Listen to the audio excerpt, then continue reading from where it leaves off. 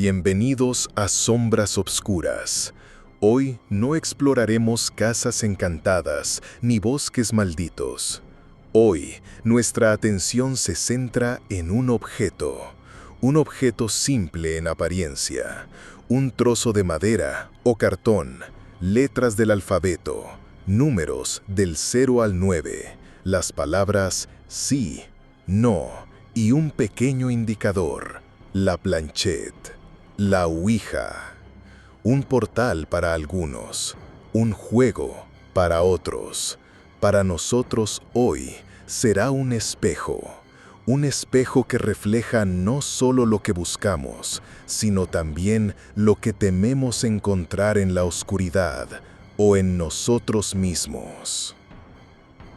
¿Qué impulsa a una persona a colocar sus dedos sobre ese frío triángulo y buscar respuestas en lo desconocido? ¿Es curiosidad? ¿Dolor? ¿O una fascinación más profunda, casi primitiva, con la idea de rasgar el velo que separa nuestro mundo del otro?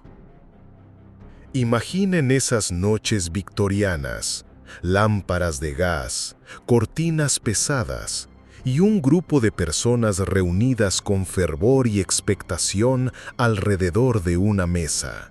La planchette, al principio inmóvil, comienza a temblar bajo la presión colectiva de sus dedos. Una letra, luego otra, mensajes que ofrecían consuelo, a veces advertencias, a menudo ambiguos. La historia de la ouija es, irónicamente, bastante mundana en sus inicios. Patentada a finales del siglo XIX, surgió en pleno auge del espiritismo, una época donde la comunicación con los muertos era casi una moda, un pasatiempo de salón. No nació como un artefacto demoníaco, sino como una herramienta más para aquellos que anhelaban una señal, una palabra, desde el más allá. Pero, ¿cuándo cruzó la ouija la línea de ser un simple talking board a convertirse en un sinónimo de peligro, de invocación involuntaria? Quizás fue la propia naturaleza humana, nuestra tendencia a buscar patrones, a interpretar el caos, a temer lo que no controlamos. O quizás algo respondió realmente. Adentrémonos en una historia que nos mandaron por correo sobre la ouija, una historia que la titularemos El juego de la medianoche.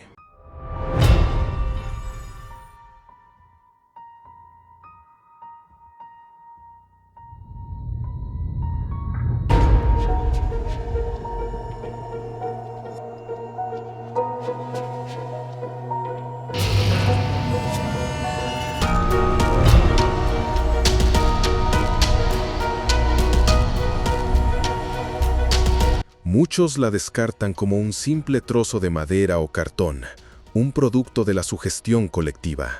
Yo también lo hacía. Creía que éramos nosotros, con nuestros miedos y deseos inconscientes, quienes movíamos la planchette.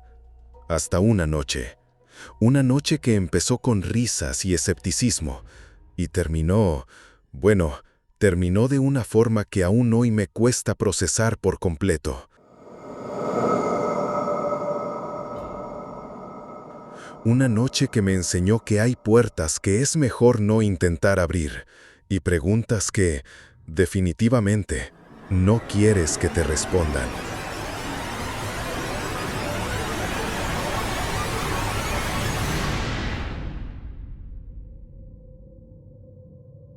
Éramos 4. Laura, siempre la más entusiasta con estos temas, fue quien trajo la tabla. Era una reliquia familiar, decía, con un aire desgastado que le confería una autenticidad inquietante. Estaba Marcos, el eterno escéptico, cuya misión esa noche era desacreditar cualquier cosa que sucediera con argumentos lógicos y alguna que otra burla.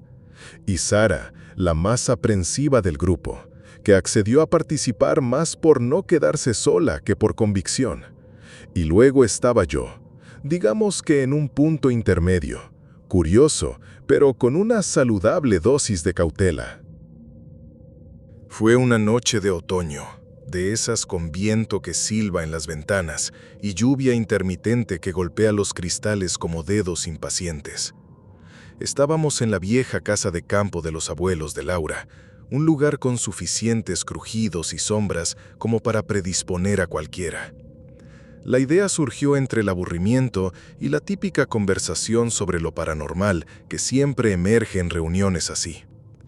¿Y si probamos la ouija?, sugirió Laura con un brillo en los ojos. Marcos resopló, Sara palideció visiblemente, y yo sentí ese cosquilleo, esa mezcla de atracción y rechazo que precede a las malas decisiones. Preparamos la escena casi ritualmente, aunque en ese momento nos parecía más un juego. Luces bajas, unas velas que proyectaban sombras danzantes en las paredes. Colocamos la tabla sobre una mesa de madera maciza. Nuestros dedos, inicialmente fríos y algo torpes, se posaron sobre la planchette. Al principio, nada. Silencio. Solo nuestras respiraciones contenidas y el chasquido ocasional de una vela. Marcos no tardó en hacer algún comentario sarcástico. ¿Se durmió el espíritu o está esperando una invitación formal? Laura le lanzó una mirada fulminante. Concentración, susurró. Volvimos a intentarlo. ¿Hay alguien ahí? La pregunta cliché, formulada por Laura con una solemnidad casi teatral. La planchette permaneció inmóvil. Recuerdo pensar, vale, esto es una pérdida de tiempo. Pero entonces, muy lentamente, casi de forma imperceptible al principio, la planchette comenzó a deslizarse. Se movió hacia el sí.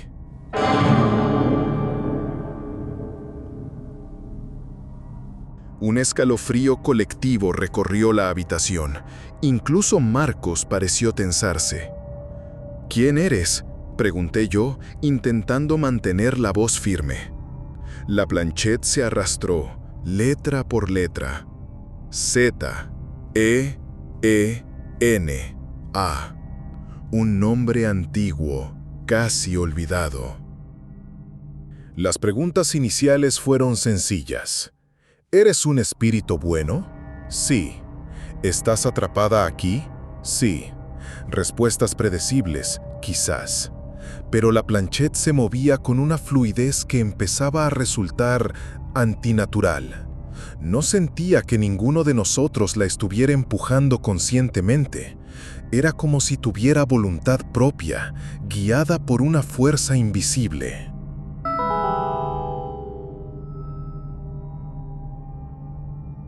Marcos, intentando recuperar su compostura escéptica, preguntó algo que solo él podía saber: el nombre de su primera mascota, un perro que había muerto hacía años. La planchette deletreó R-E-X.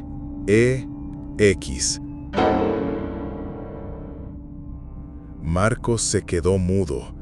Vi cómo su rostro perdía color. Ya no había rastro de burla en sus ojos, solo una creciente e incómoda sorpresa.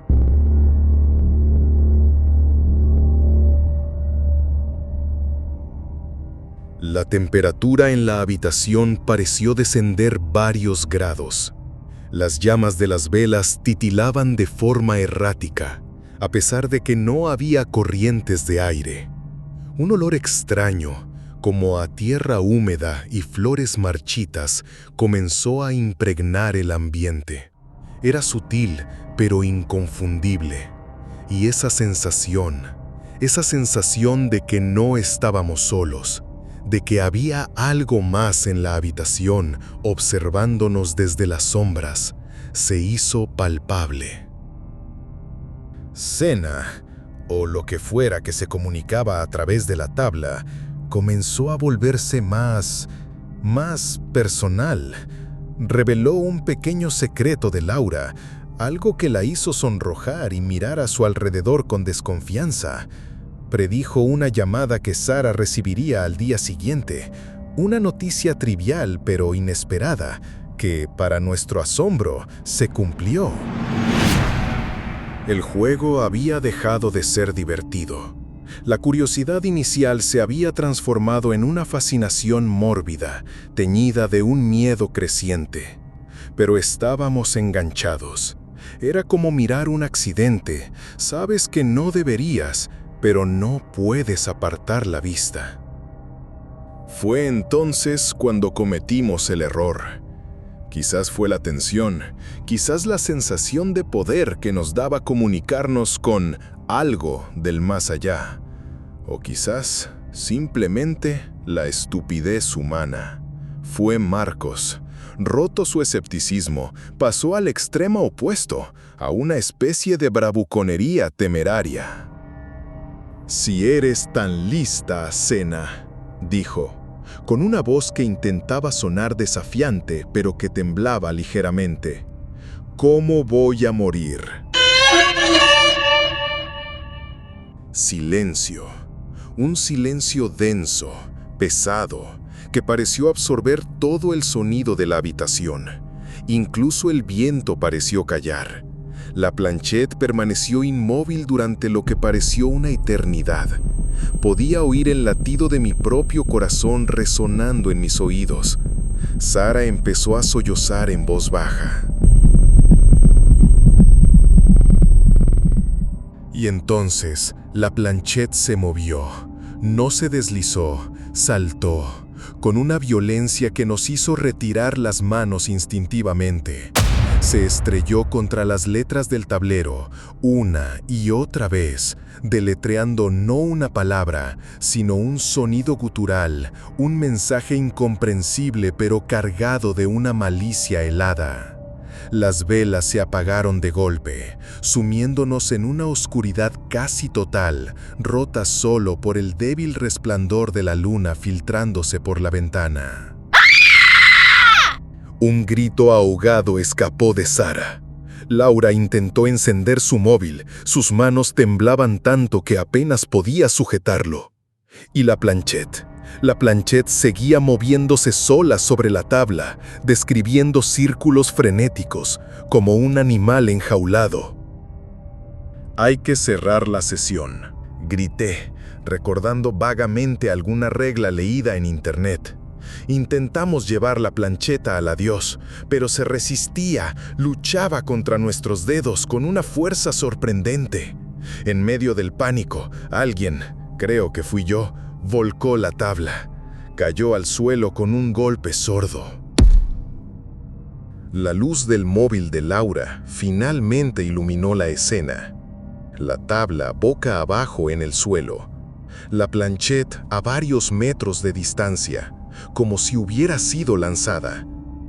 Y nosotros, 4 figuras pálidas y temblorosas, mirándonos con los ojos desorbitados. Nadie dijo nada durante un rato. El shock era demasiado grande. Recogimos nuestras cosas en silencio, evitando mirarnos a los ojos, y salimos de aquella casa lo más rápido que pudimos, como si el mismo diablo nos pisara los talones. Pero el juego no terminó esa noche. No para mí, al menos. Las pesadillas comenzaron casi de inmediato. Sueños vívidos, opresivos, en los que veía la planchette moverse sola, deletreando mi nombre una y otra vez. Empecé a oír susurros en mi apartamento cuando estaba solo. Frases indistinguibles que parecían provenir de ningún lugar y de todas partes al mismo tiempo. Objetos pequeños cambiaban de sitio. Unas llaves que juraría haber dejado en la mesa aparecían en el suelo.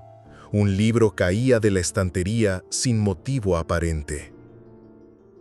Marcos se volvió retraído. Perdió su habitual chispa. Desarrolló una aversión casi fóbica a la oscuridad y a estar solo. Laura intentó racionalizarlo todo, culpar a la sugestión, al ambiente de la casa. pero incluso ella admitió que dormía con la luz encendida desde aquella noche. Sara se mudó de ciudad poco después. No dijo por qué, pero todos lo sabíamos. Yo intenté buscar explicaciones lógicas, el estrés, la falta de sueño, la autosugestión, pero en el fondo sabía que algo se había roto esa noche. Algo se había adherido a mí, como una sombra invisible pero persistente, una sensación constante de ser observado, una frialdad que no tenía que ver con la temperatura ambiente. Han pasado años desde aquella noche. La intensidad de las manifestaciones ha disminuido, o quizás simplemente me he acostumbrado a vivir con este eco sutil de terror. Ya no oigo susurros tan a menudo. Los objetos rara vez se mueven, pero la sensación, esa fría certeza de que algo cruzó una barrera que no debería haber cruzado, nunca se ha ido del todo. La Ouija, un juego para algunos, un portal para otros. Para mí fue una lección brutal sobre los límites de nuestra comprensión y los peligros de hurgar en la oscuridad por mera curiosidad. Porque a veces, cuando miras fijamente al abismo, el abismo te devuelve la mirada, y a veces, algo de ese abismo decide seguirte a casa.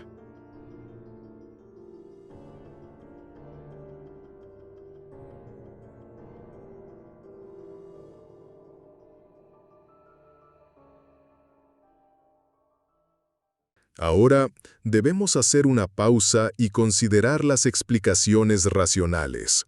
La ciencia, por supuesto, tiene una palabra para el movimiento de la planchette: el efecto ideomotor. Movimientos musculares inconscientes generados por la expectativa, por la sugestión.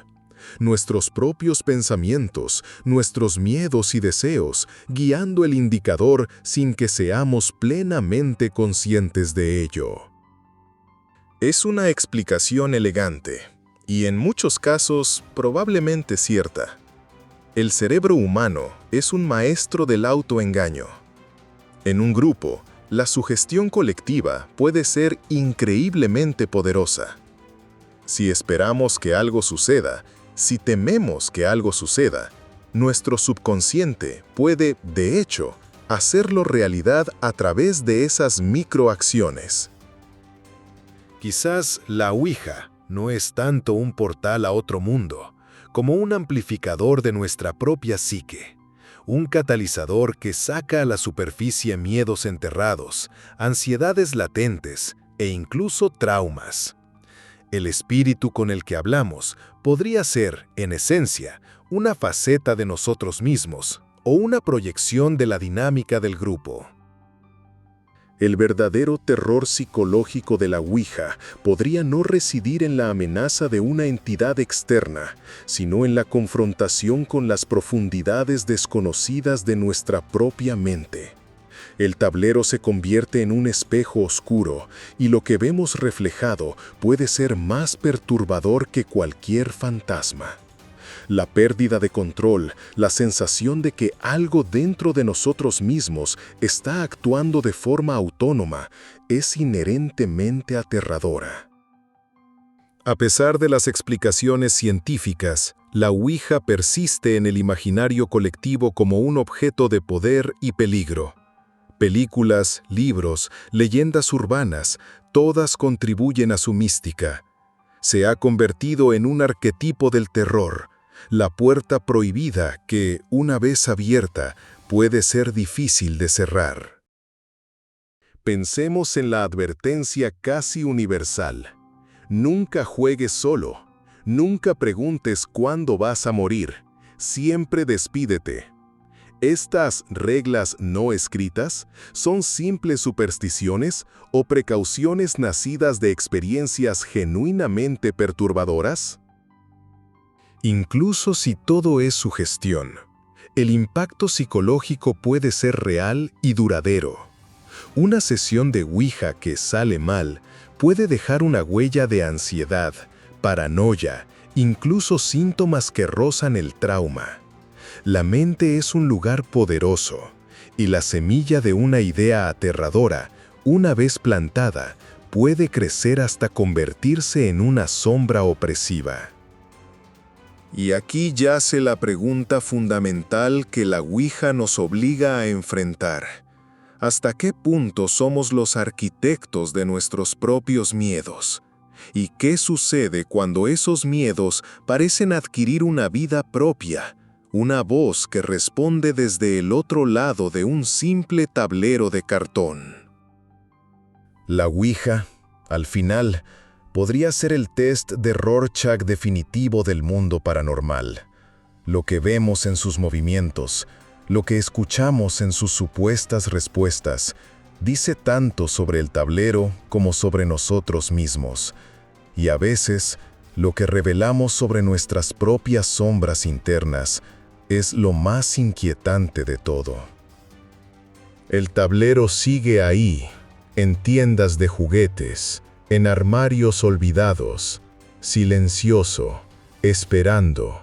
Quizás solo sea madera y plástico, quizás sea un conducto, o quizás, simplemente, sea un recordatorio de nuestra eterna fascinación por lo desconocido y el precio que a veces pagamos por intentar desvelarlo. La próxima vez que vean una Ouija, pregúntense, ¿quién está realmente moviendo la planchette? ¿Y qué es lo que realmente esperan o temen escuchar? Gracias por acompañarnos en Sombras Obscuras. Si estas reflexiones han resonado contigo, te invitamos a compartir tus propias experiencias o pensamientos en los comentarios. No olvides suscribirte para más exploraciones en los confines de lo inexplicable. Hasta la próxima vez, si te atreves a escuchar.